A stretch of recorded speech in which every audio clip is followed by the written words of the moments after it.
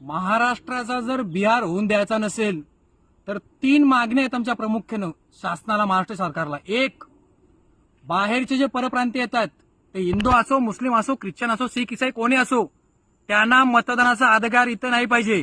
दुसरी गोष्ट, जे बोलतायत ना की संविधानाने अधिकार दिलेला महाराष्ट्रामध्ये कुठेही वोटिंग करू शकतो, तिकडे त्यांनी बिहारला जाऊन वोटिंग करा.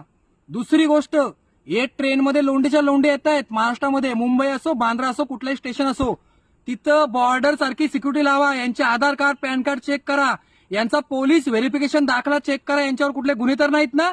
आणि जर यांच्याकडे गुन्हे असतील यांच्यावर गांडीवर लात मारून यांना पहिले त्यांच्या राज्यामध्ये पाठवा.